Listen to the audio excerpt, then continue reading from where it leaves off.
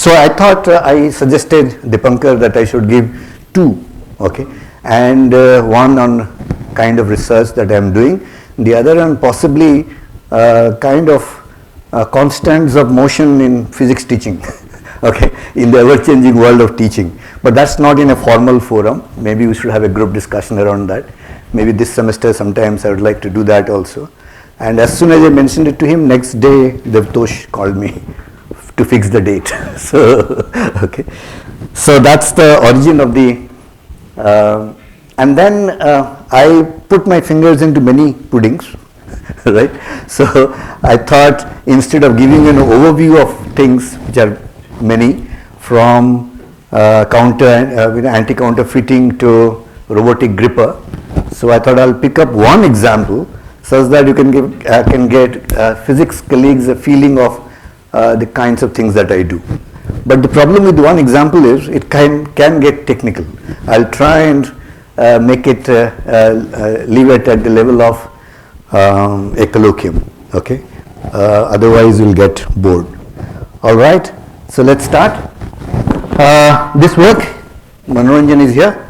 Yep, okay. So this work is primarily, I'm going to describe his work, with just did his thesis, but with there are many people involved in this project. But today's results will be mainly Manoranjan and two MSc or BTech students who have worked with the same thing. And Paramita Kaur Chaudhary, who has developed some of the devices. Dr. Tomba Singh works with me on a different aspect. Pritesh was involved with this technology development. Puneet is still a PhD student in MSP. He is involved in some aspect of this, which I am not going to present today. And there is one BS final year student working with, his Karthik is there. So there is for each project there are a lot of people involved. So I am their work, I am my voice, right? Maybe slides are from his thesis, many of them, right? So it's my voice only. Okay, so over the next 50 minutes, right? Sort of, okay. I'll say why am I interested in this material system, this condensed matter system, if I can say, okay.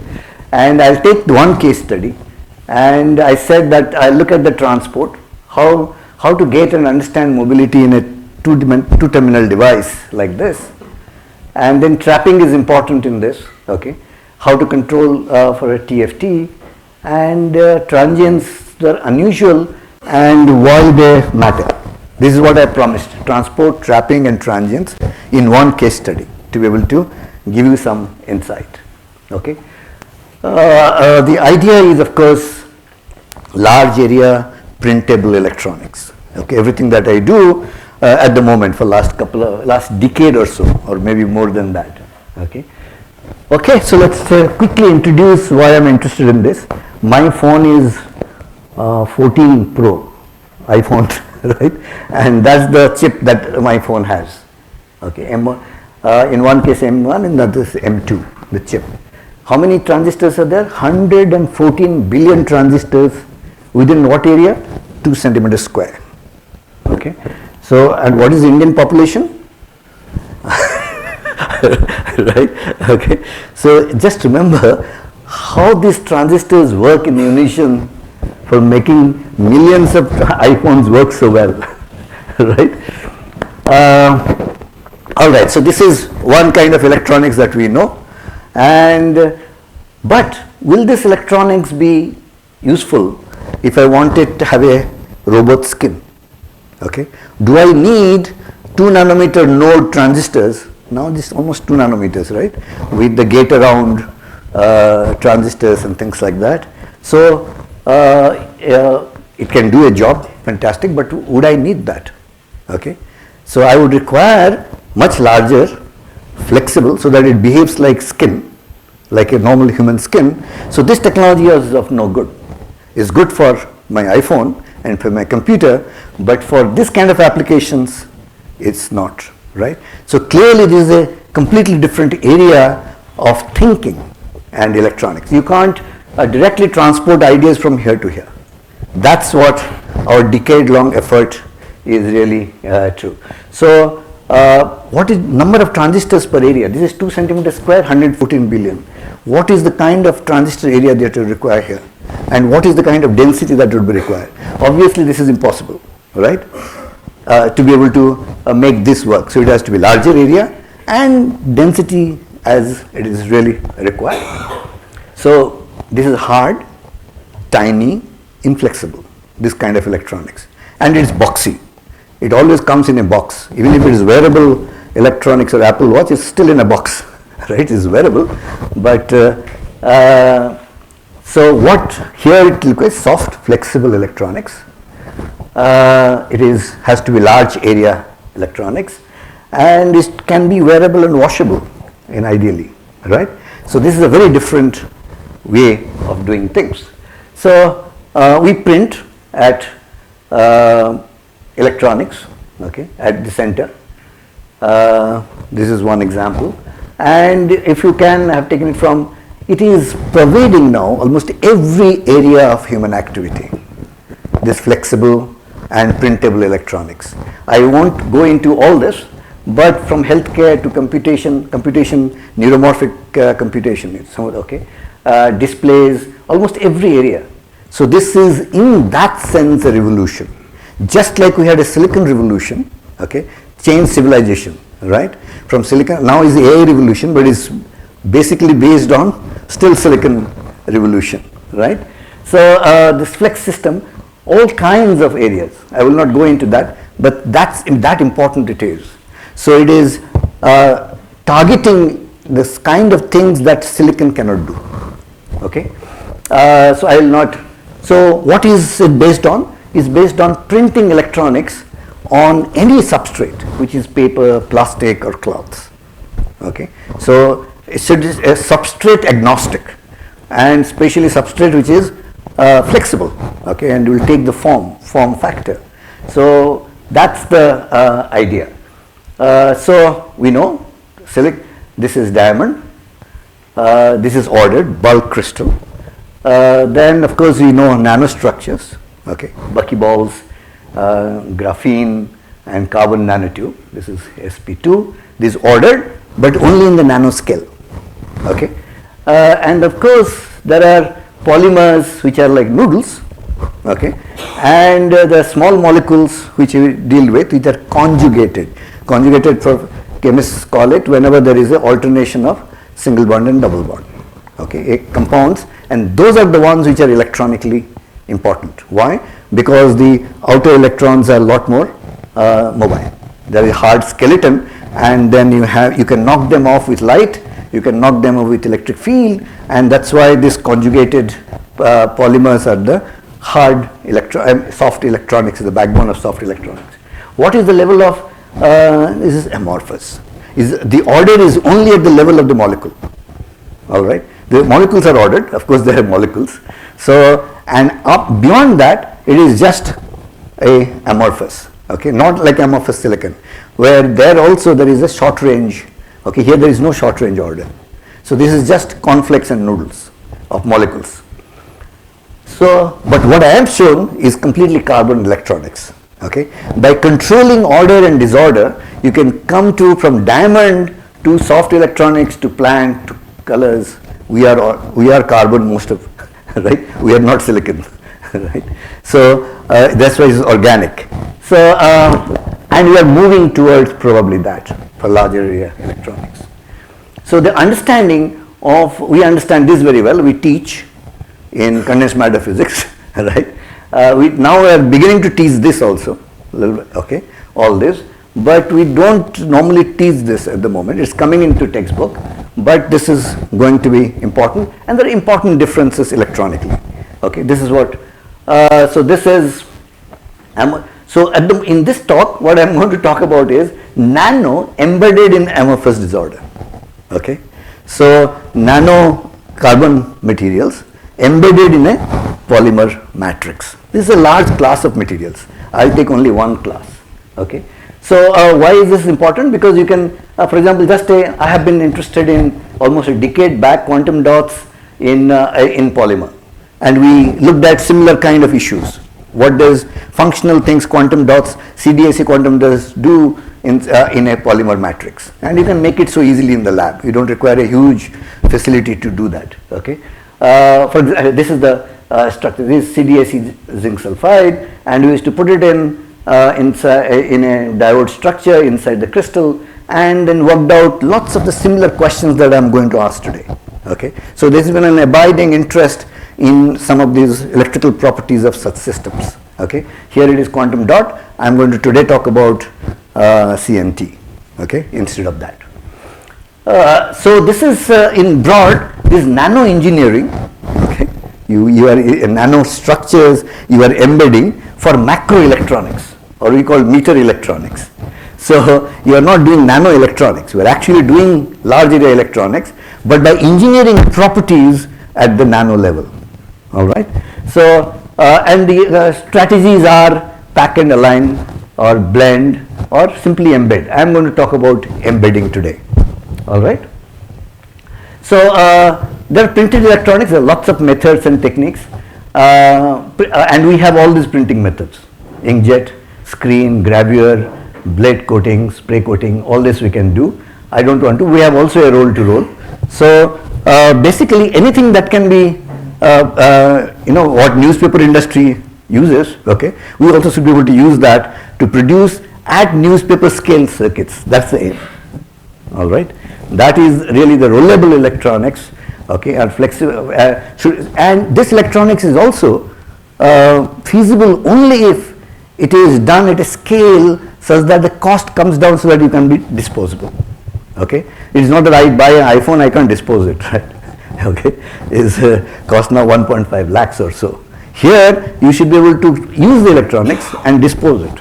Okay, so those are the kinds of applications. So the particular technique that we are going to talk about is inkjet printing. We are all familiar with inkjet, which is slightly more sophisticated to be able to do this. Okay, so you can do ink droplets. You choose the right parameters and be able to print. And today's samples will be all fully inkjet printed. Okay, so this is we have two inkjet printers with us. One is large ones, and one is small one, which has been there for last almost 15-20 years now. Okay, so what is the problem with this area? This problem with the area involves these processes. It is on paper, cloth, or plastic, so it is low temperature process. You can't take plastic to more than 150 or 160 degrees Celsius. So everything must be done at a very low temperature. Of course, substrates are flexible, so strain should have the functionality should not change.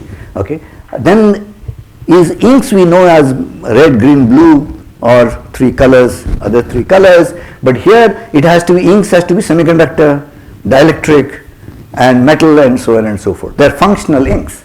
Then printing methods, all this changes with each printing method. Is not that you have, if you have made one thing for one kind of method, then that will work for all of it. Okay, so that's the complication. And then once you have printed it, it is wet, it is solution.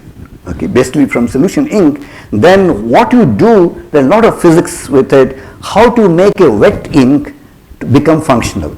Okay, so that is the lot of physics in that. All these processes include that. All right, so I would say 4 process challenges. Challenge 1, all low temperature processing. Okay, so our semiconductor requires 800-900 degrees Celsius.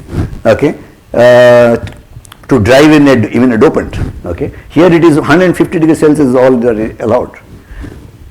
It will be bendable, it will be stretchable, and since it is low energy processes, it can be degraded very fast. Okay, if you have put in so less energy, it can also change. Okay, so there one of the big challenges, oxygen and moisture ingress into any of these devices, and of course it has to be cost effective.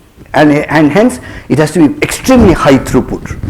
Okay, right? Only then it will becomes, if you do only one device or few devices, doesn't make sense in this. You should be able to print in millions some of these devices. Only then it makes sense.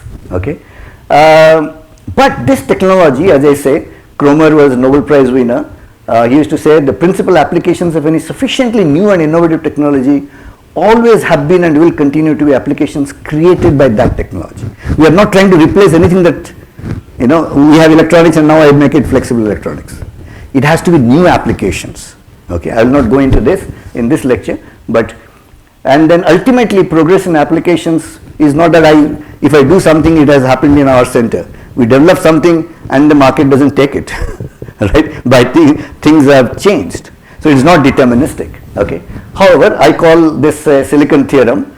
If it can be done by silicon, if any function can be done by silicon, it will be done by silicon. Right? So it only when you cannot do it by silicon, okay, you should attempt an application. For example, having a wall-wide display, okay, and electronic which is as long as the wall, okay, it cannot be done by silicon. Then you can try that. So that is the introduction. For today's talk, I wanted semiconductor so that I can print. So what are the material choices I have? Organic semiconductors are there. And these are very common organic semiconductors which gets into mobility of 1.5 in amorphous silicon, 1 centimeter square per volt second, then it becomes applicable. Okay. So in normal silicon it is 500, in gallium arsenide it is 8000, okay, and so on and so forth, in properly formatted. So here, but once you have 1 centimeter per volt second, that's actually a marker. Then you can have many large area display applications and large area electronic applications. That's the okay. So now a new technology, not so new, but now most of the electronic back end electronics is by this. But printing this is a headache. I tried this. I wasted a couple of years in trying to do this by printing. It is a multi-component and the component stoichiometry is very, very important. Now I wanted to print it over one A4 size paper. Okay, and many devices. How do I get that composition over that area, okay, in that stoichiometry? And it's and that is why, though we actually have a fully fledged vacuum process for this at our center, okay, and we do lots of applications with that. But as a printing, this did not turn out to be, and that is why I went in for so it's most promising because it can be 25 to 30 centimeters per volt second. It's normally p-type, and we're also we're struggling with this. One of the students have struggled a lot, MOS2 as an ink, okay, and related TMDs also, dichalcosanides. It will come, but it is taking. This is now a little mature. This is going to come, okay. So semiconducting ink. Today's application is based on semiconducting ink. Is ultra high purity. This is commercial. We are trying to reproduce this on our own. We have not been able to do it as yet. CNT we all know, textbook material, right? Okay, I hope everybody, all the students also know CNT. If the chirality, the way you bend it, if M and N determine whether it is metal or semiconductor, right?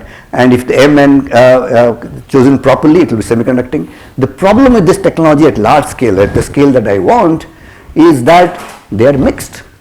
You can't produce one dia or one chiral, one particular chirality which will be semiconducting with the proper gap that I want. Okay, it's very difficult. So this is one company which has succeeded in doing it. This company, which by a chemical method, that is very specific polymer which will attach to that particular chirality, and they could separate it out. And that is the success. We are also trying that. So the dominant chirality that I am going to talk about is 10-9. It has about 1.1 eV band gap. Okay. Optical purity, that's important, 99.9%. Because if I are trying to do semiconducting and if some of them are metal, then it will short, right? It will not work. So that purity is very, very important. The kind of concentration is about 0.01 milligram per milliliter. That is what is to be used. The dia is 1.2 to 1.4 nanometer, and mean lengths are quite large, about a micron or so. All right. So this is the kind of photo of the material that I'm going to talk about in this. Okay. So my semiconductor is just a bush, okay, a random network of this. Okay. There are mixture of some other chirality, but dominantly it is 10-9 chirality. So this is the ink that I'm going to talk about today. Okay, and I want to look at whether it is a good electronic material. Okay, from the point of view of a device engineer. Okay, we application physicists of my kind are sort of in between electrical engineers and physicists, right? So try to make their life, electrical engineering life, good by saying that this problem can be solved by physics, hopefully. All right. So how do you conveniently study transport in a random network of polymer? This is wrapped with a polymer. Okay, and so you can't do a Hall effect to figure out carrier concentration or a mobility, or none of those things that we study in our condensed matter physics course. What do you do? All right. So that's one thing, and this has extreme utility in designing TFTs and things like that. Unless you understand transport, how do you make a thin film transistor? Okay, transport is the key to it. So, and we would like to understand the mechanisms of carrier transport, and especially this is made by chemical methods. Okay, the role of defects is important. It is not so pure at the end. It is pure chirally, but it is polymer wrapping, and it is a solution process. So that is what is important. So this is on we do many things, but this is some of the early ones. So this will be a 2 silver. Okay, I didn't tell you how to print silver. So, Yeah. My understanding, if we have printed circuits or things like that, there are many semiconductors there. But they are all deposited. But they have definite shape and particular. They are deposited at high temperature. They can't be. But if you have thousands and thousands of widely means represented semiconductors, what will they do? They are not coordinated. That's right. That's the problem. Okay, but at the same time, by printing, I can only get that. So I have to make that use of that, right? It's not one CNT. In fact, the electronics which will use only one CNT, the people, physicists keep trying, okay, putting that one and then publish a paper, but that will coming to market will take 100 years, that kind, right? So only this is the realization that can be done, okay. Can you explain what was the chirality of the CNT? 10-9. No, what did you mean by it? M and N, okay. Chirality, meaning, what do you mean by chirality? Okay, this is the CNT's properties all depend on how you roll. So if you roll such that what joins up, so that it has to get complete, right? So N is in the direction, if you travel in one direction, M is in the other direction. Right, so those are the two integers, and if those integers difference is divided by 3, multiple of 3, then it's metal.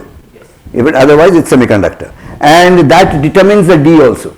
Once you know the N, M and N, that the diameter is also fixed and everything else is fixed, and so that is what, and we want semiconducting, and these people have been able to do this quite well. So one can engineer it? Yeah, right. And then as far as the connectivity between the polymers is concerned, Yeah. is there something which is proven? Yeah, so that is what we're trying. We don't actually, polymer is only used to process so that we can print. Otherwise you don't need the polymer. We actually wash it off. But we can't wash it up fully. Then it will agglomerate. So there is a very fine balance, chemical engineering involved there, such that we want all the CNTs to work, but they don't want to agglomerate also. All right. So that is why this polymer is very, very important. To keep them separate so that they work as a single walled CNT, and yet we get its properties. The polymer doesn't really affect the electronic. Correct. Okay. So it makes it processable, but we want the CNT to work as an electronic material. All right, in this. You have this random orientation, but how important are the edges of the scene? Do they? Edges meaning at the end of 1 micron. That is not important. How long? They are 1 micron length. So that's right. So it's only junctions that matter. Okay. So that is all right. So we'll also make a vertical mesom. I will tell you why. So you do inkjet printing, and either you get something like a metal, semiconductor metal, if you print it here. This is not a very good sample, but looks at that. Or you make a drain source and a gate with a polymer. So these are the two structures also I'm going to talk about. Okay, you can make a transistor, you can make a 2-terminal device, and then from that we will study all the properties. All right. So we do it on the substrates like PET or PEN, okay, or silicon also we have done some, but currently we are using not PET but PEN, okay, okay. So because that's slightly higher temperature, we can do that. So there is a lot of work. I'm not saying that I'm not the only one. There's a lot of work in the literature, but completely by phenomenology. People don't understand or they don't have patience to understand. Right? They want to make devices as quickly as possible. So as engineers, they would immediately go into phenomenology. For example, the drain source current depends on the source. This is the length of the channel divided by the length of the. So there are black ones are metals, and there are others are. So there will be always a mixture of some metal. Madam, if you have a random samples of these semiconductors in the bulb, will they at all act like a semiconductor? That's right, they do. So that's why we make thin film transistors out of that. Okay, we are trying to understand that. There is a effective mobility, there is a gap is of course same size. Everything, yes. Yes, yes. That's what is all about. So of course you'll have to have a percolation threshold. We know for in 2-dimensional what is the percolation threshold. Okay. So these are the semiconductor tubes. Okay. We know this, but it's not perfectly okay. And so the stick length. So this is a stick model. So stick and a channel length, right? So if you can make it very long channel, then of course this cannot short. But if you make it very short channel, the metals will short it, right? And hence there is a dependence on the channel length and the length of your, okay. But random ones give you also electronic devices. All right. So that's what we are studying. Let me go to our results. Metal semiconductor metals is a 2-terminal structure. So I told you the inks. This is something printed. This is a typical print of metal semiconductor. This is silver printed, inkjet printed silver, and then one puts on top of this this. So this is our material that we are studying. Simple, 2 silver contacts, and within that. So what do we get? So this is what it is. So this is not a diode. This is a 2-terminal device, but it's not a diode. You can see that it's really on both sides is similar. This is IV curve, but it behaves like an insulator. Okay, because you can't. There are no carriers by themselves. So you have to push all the carrier, but it's like traditional organic semiconductor also is that. Okay, and so so this is the structure. Okay, if you look at this is the IV curve at very different temperatures from 50K to 270K. This in nowhere it's a diode, but what is important is that you can beyond this area you can the slope. This is log I versus log V is 2, which means it is space charge limited current. So that is, if the charge is pushed at one end, it has to travel the whole sample to go to the other. Okay, so this is not like a copper that electron comes in here and electron goes out there. That's ohmic. All right, but in typical dielectric, you will come to a limit when charge is pushed here. You cannot do any further. It's space charge limited, and now this charge has to travel to the other end, and then you get current, and that is a very well known. Okay, and this is and all the things that I'm talk about is in that regime. Yes. So there is no way you can, by some processing, that you can make it more orderly. Yeah, people have tried many. There are many papers who try to buy electric field while printing, do some ordering, and try to get some better. That's people are trying that. Yeah, right. But everything is so very process dependent. Okay. So, and that's not commercial. Yes. That shows that it's a defect, is a trap limited. That's a very traditional. Linear variation. Yeah, you get linear regime. Okay, but this is a regime that is of our interest. Throughout, then it's like a ohmic sort of. Okay. Yeah, then you have to go to look at the thickness dependence, D dependence. We'll talk about that. All right. So how do I get mobility in this case? I want an effective mobility. I'm pushing a carrier. Yeah.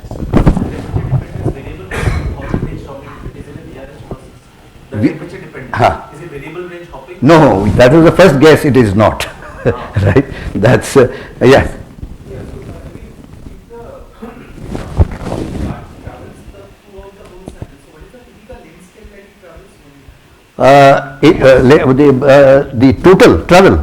The total travel is the channel length. So it's like 50 microns, 10 microns, 80 microns. But these are only 1 micron junctions. Yeah. But yeah, so it's a percolation. It has to percolate. That's of course true. It's a random network. Okay. How do I characterize whenever I saw that? Yeah.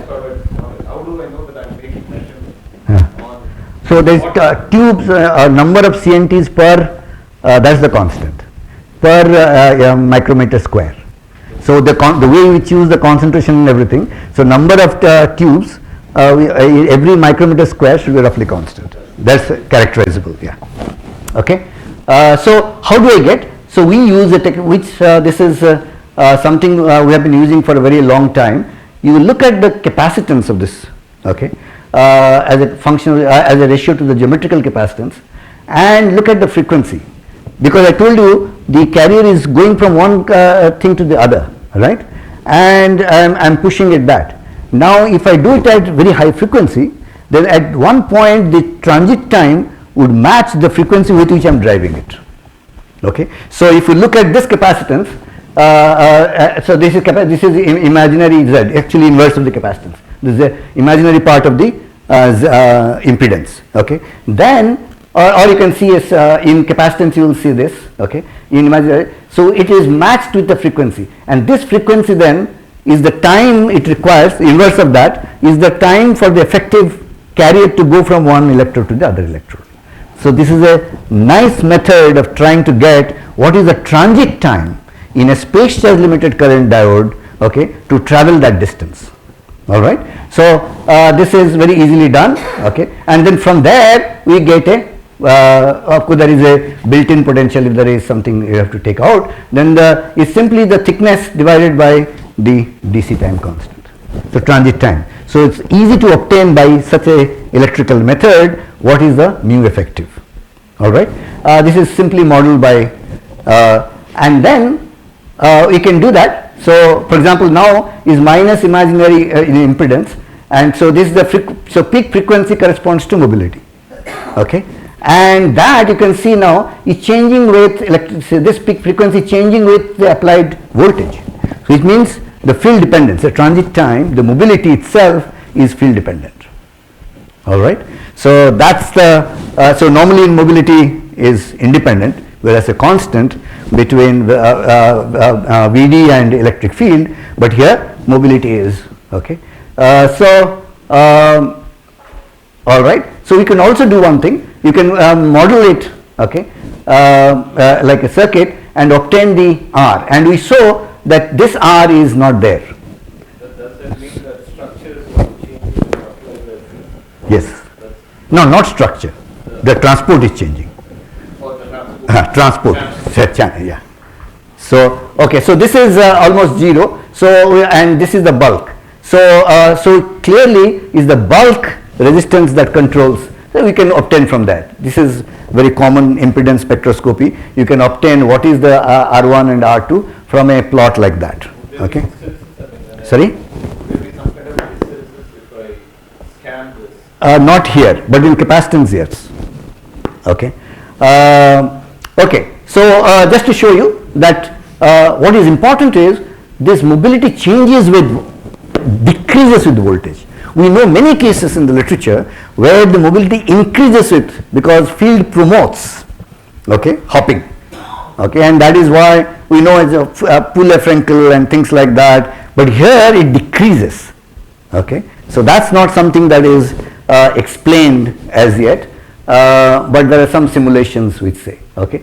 So this is we have. I'll just show that, and we can actually obtain the carrier concentration also, separately mobility and carrier concentration, because we know mobility and we know the resistance, bulk resistance, okay, and hence as a function we can extract the carrier concentration and the mobility as a function of temperature and carrier concentration, and so yeah, and then so this resistance itself, R1 and R2 is R1 is 0 and R2 changes with different two different techniques, but we can obtain that with as a function of field. Okay, I will not go into that. What is important is that this after Manoranjan's lot of work, I would suggest a method. What would be, suggest a mechanism in the literature and let's try it out. And he would try it out and said, no sir, it's not working. Okay. Finally, we got from one simulation thing that is possible, that is log of mobility, okay, and e to the power 1 by e to the power 1 by 4th. Okay. You can see different temperatures, it is very nice straight lines. So that is, so this scaling law is very, VRH, all that is, we have tried all dimensions, all kinds of VRH, it will not work. Okay. So this is e to the power 1 by 4. Some simulations of percolation tunneling did so this. Okay. So it looked like the junctions are tunneling junctions and the transport is tunneling. Okay. So how did we do that?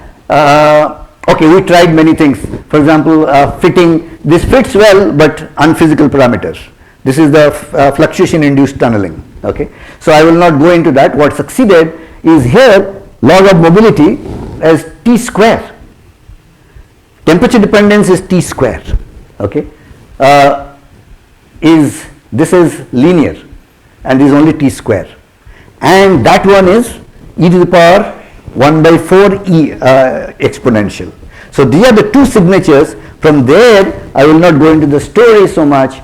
So we say that this is e to the power 4 and this is T square. Putting it together quietly says that it is transport, okay, is percolation but with tunneling junctions.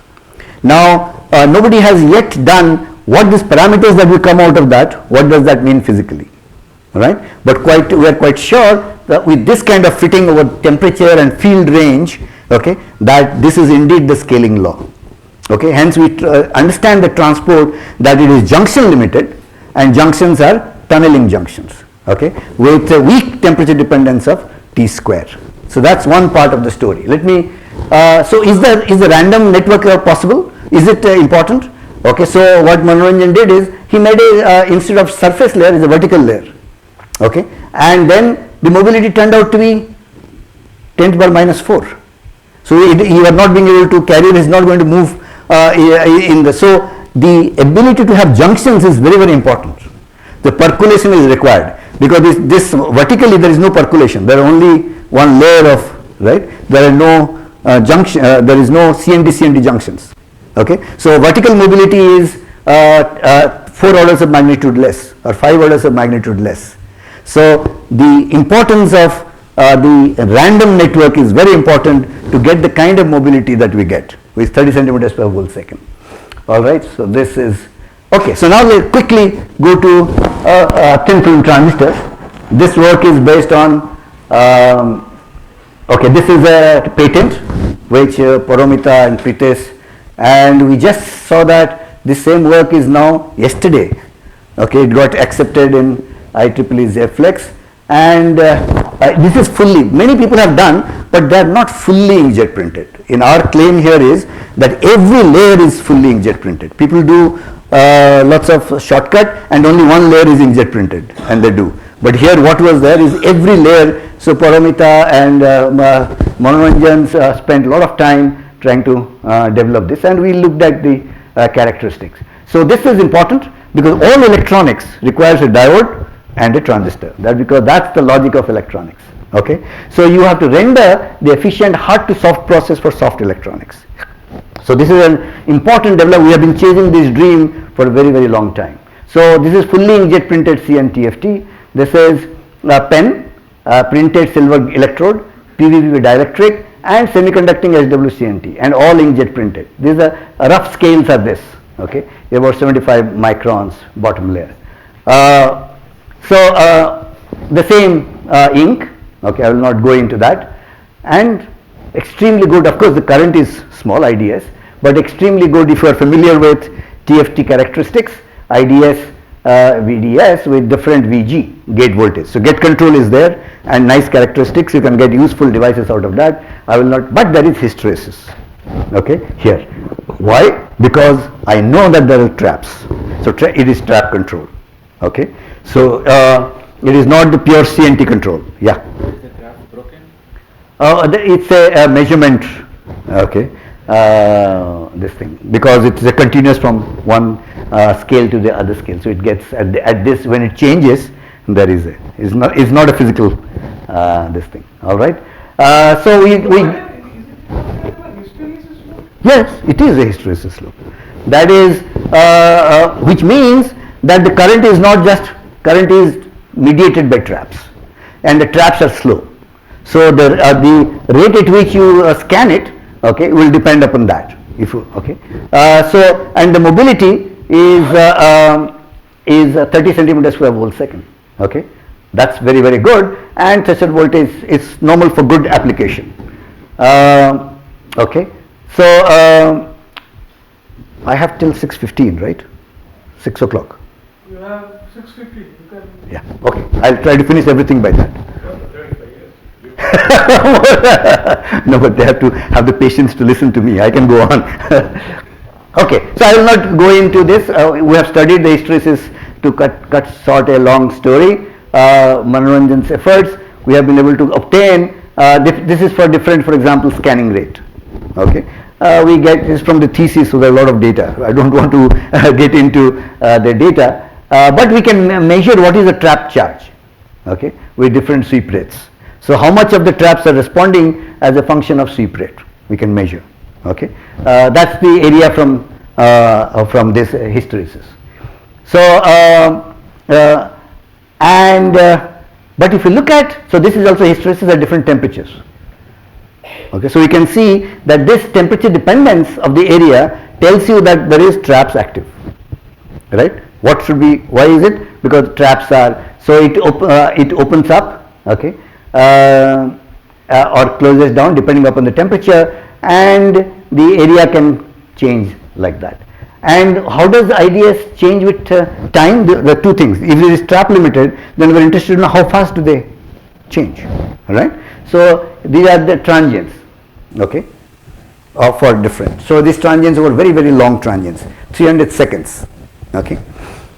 By the way, this hysteresis has been used by people to model physical systems of neuromorphic computing. This behaves exactly like our synapses.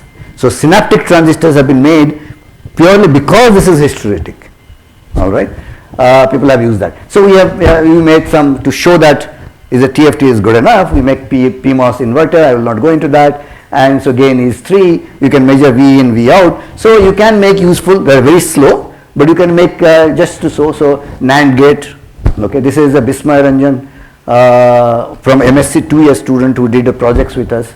Okay, he did along with Manoranjan and NOR gate and all that. Right, okay, so even if once you get a transistor, however slow, you can get digital circuits made, okay, NOR gates, NAND gates, so to make the kinds of functions that we require, just to show that. Now the question is, understanding trap dynamics is important for physicists, okay, that what is the mechanism? This hysteresis is there, traps are there, but so what do? We look at the transients. So what transient? So thin film transistor is there, you can switch it on and off by switching the gate voltage, right? You give a small voltage to the drain and source, and so switch it on or switch it off. How does it decay or come up? So that is the transient, and by looking at that, we hope to get the physics out of it. All right. So how do I analyze such thing? This also we have done for a very, very long time over my career. That if there is an exponential process, normally we look at this time scale. This is an exponential. All right, the time scale is 8 orders of magnitude. All right, so you do a technique by instrumentation or by analysis.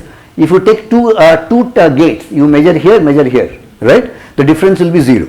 All right, you measure here and you measure here. The difference is 0. All right, so if you move that gate through this, at certain point of time it will peak. 0 going to 0. All right, so that is what you see here. That's we call a correlated signal. So if a perfect exponential is there, then it looks like this. So now we have, and this height is dependent on the height of the exponential. Okay, and what is the time constant of the exponential? It can be obtained from here, the time. So everything about the exponential, and not only that, is spectroscopic. Suppose you had two exponentials, you would get two nice peaks.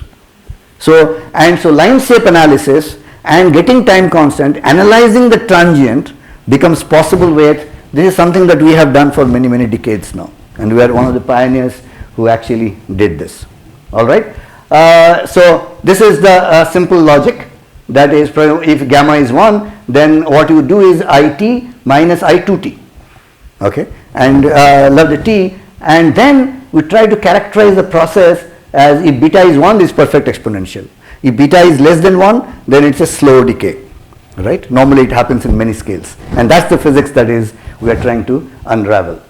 So let's look at the transient, a typical transient. So you take the off state and make it on state, okay, by switching the voltage. How does it, and then you go from on to off. That's the transient you are looking for.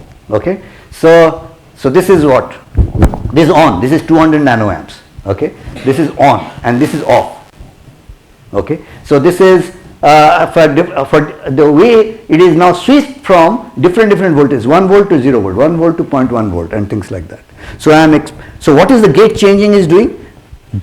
What does the gate in a TFT control? The Fermi level. Okay, so you have control over the Fermi level of the system. Okay, so you are now switching the Fermi level to different energies and looking at how does the transient occur. And these are time scale. Look at this, very long time scales.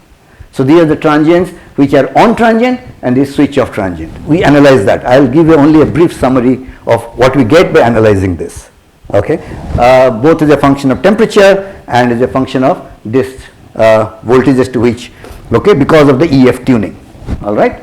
So look at this. So this is the then we do the spectroscopic analysis. Then you can see that it is changing with the voltage. That is the peak. Okay, the response of the transient is changing with the voltage from which I switch. Here, both cases, which means it depends on where the Fermi level is situated. Okay, and then you are switching off and on. All right, and hence the Fermi level becomes a probe to the density of states of the traps, and that is which we are after. If you can understand that, we understand everything in the system. All right, so let me quickly go. So for example, Manoranjan's work, a lot of fitting done. I will not go into a lot of painstaking fitting to get parameters. Okay, so he gets what the parameters, the time constant and the beta. Okay, so you can see that the beta is perfect exponential at certain voltage, and then as you increase the gate voltage, okay, this becomes 0.7. 0.7 it is very bad exponential. That is very slow. That many processes are contributing. Okay, so that William Watt's decay or whatever they say. Okay, and on to off is actually 1 and 1.45.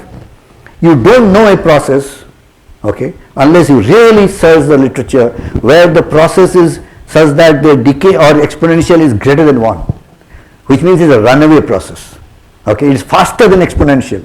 There are very rare cases you get slower, lots of, okay, because many exponentials will give you a slower, but getting faster than exponential, that's the unusual thing. Okay, and of course time constant you can obtain. So this is faster than exponential, this is slower than exponential. The off is slower than exponential, faster than exponential. I'm just trying to tell you the kind of windows that you can obtain by doing the spectroscopic analysis, and this increases with, so with Fermi level changing, you can, this one decreases, this one increases. So these are the kinds of inputs that you obtain from transient analysis. Okay, so fitting, so then now he fits with not with voltage but with temperature. Okay, pretty good fits. Okay, and all of that, and then he summarizes. So time constant. So we have many parameters now: on, off, then peak height, time constant, and beta with temperature, with gate voltage. So these are parameters. I will not bore you with all the details of this table. We all took a lot time to obtain that. But I will try to tell you increases, decreases, increases, decreases. So if I have a phenomenology, it has to match all that. So we are in an extremely constrained system, that a model which will match the Fermi level changes over a large temperature range for switch on, for switch off. That's what I'm trying to impress you. Okay. So now I have to produce a model which will show all these trends. Beta is less exponential, faster than exponential, right? So it looks like it's an over-constrained system. Okay. First thing is, everything is unusual. Okay. There are more unusual things coming. So the time constant in many of the processes becoming slower with temperature. Okay. We have been doing physics for a long time. Normally you have a Boltzmann process. So the emission process becomes faster with temperature. Here it is exponentially becomes slower with temperature. All right, faster than exponential. These are signature of complete, completely different. So there are some work where some reactions slower at high temperatures. Okay, very rare. Okay, people try to figure out. Okay, so there is a complex charge dynamics. I think if there is a message, then I will tell you, and then I will tell you what the model is about. So we look at all the energies involved. These are positive energies. These are, okay, for on and off, okay, for different conditions.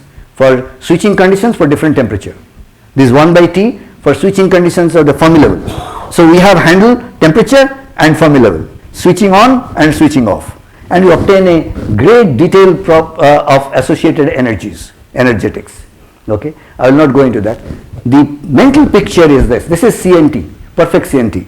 I have drawn with hand, so it's the schematic, not okay. So, and this, but there is energetic disorder there. Okay, so there can be dia variations, there can be chirality mixture.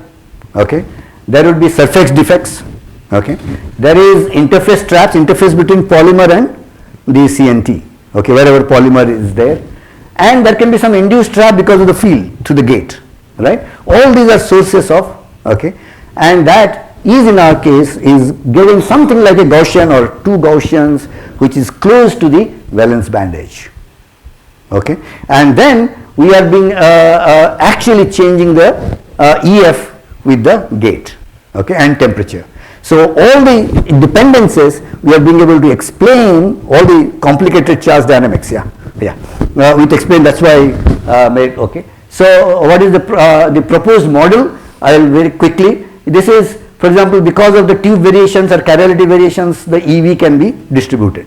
Okay, and this is the Gaussian and the Fermi level. Okay, so you can. So this is the with this model alone, we are being able to understand most of the dynamics. Okay, the simple model. You can think of this is the traps, and this is in a space. Okay, and the Fermi level decides which traps are active, which traps are not active. You can capture, you can emit from there. Okay, this is the complicated. So you can, and then where are these traps? We have some model. I will not go into it. It requires a little bit of more discussion. So you can see that beta decreases, which means is actually multiple traps are emitting, right? And wherever beta becomes greater than 1, it means EF is running away. Okay, so there is a runaway process. EF during the time itself. Okay, EF is not pinned at some place. The trap is so large that it is actually running away. So it is a runaway process. Okay, so that is the message that I would like to give. I will go to the model. So this is a simple model to, if you know the capture and emission, then and put in the disorder. Okay, and put in the capture constants and the emission constant and everything that is traditional semiconductor. Okay, and put in the disorder, a Gaussian disorder, and give it to a BTech electrical student, right, to work out the model. Okay, and he did it for his BTech in 2 semesters. I will not go into this. Okay, so and we worked out the dynamics. These are also temperature dependent transient. I will make it short. Here we see that if we do with different times waiting, then also it shifts, which means where the EF is there, depends on how long you wait it. Okay, since the trap dynamics is, so EF is in time changing, right? If I wait longer, then it emits at a different place, which means the emission is always from the EF. Okay, so EF itself is evolving with time in both cases, both off state and on state. That's the proof that we obtained. So this is the and then we tried simulated. This is all experimental so far. Okay, so this is a one band distributed and a whole trap, one band, valence band, and a distributed trap model. Okay, and then the emission and capture both is controlled by EF, and then the simulation indeed takes all the features that we wanted. Complicated features with change in temperature, change in gate voltage. All right, and then we were able to, and this was done by Advait, a second year BTech. I was teaching him quantum mechanics. He got interested and started doing project with me. Okay, all right. So we also this time dependent, this shift with time. Okay, and then beta. This lower beta. So beta greater than 1 also we could reproduce. So almost whole this one charge one band model we could explain this complicated dynamics. Hence we understand transport, transient, a little bit of trapping in this class. So there is, but we still don't know the real origin. This is a 2012 paper. This is controls the mythology at the moment. Okay, that is. If high trap density, it becomes a hole. All the things that I have talked about is a hole trap. Okay. If you have no traps, then it is N type. If there is something in between, then it is both N type and P type. Okay. But this is calculation, right? So nobody has experimentally really proved this, but I just wanted to show that this is why it becomes P type. With that, I will end giving a feel for the kind of things that we do, and I will end with an invitation to physicists to get more involved with flexible electronics. We have a great center, right? And I will be probably the last one from physics at the moment. So more people probably should take up projects. But to do that, you have to step out of your convenient, comfort zone and do something which is required for those kind of projects. And then I think in IIT you should do that. You should not do the physics that you did before you came here. Okay, and we have traveled long, right? When my 30 years I've done all kinds of problems, and this is an invitation to physicists to get involved in flexible electronics. There are physics problems. I chase industries, okay, and industries are for many projects, but what is important to show that the real technology cannot be done just by doing many times, but understanding the underlying physics, and there is physics, enough significant physics that can excite you. Thank you.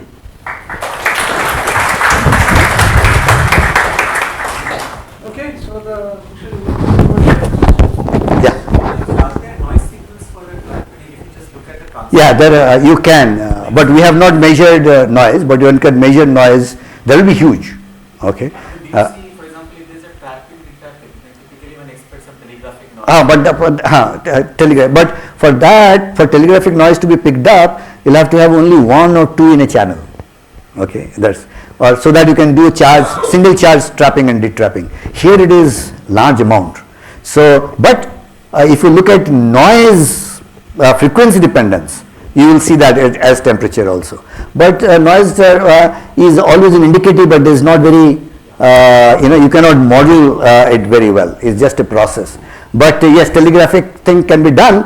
It can be easily be done in our center also, because I can trap one CNT. One of our co-workers is working on silver nanowires, and he makes 1 or 2 junctions and studies them under the microscope.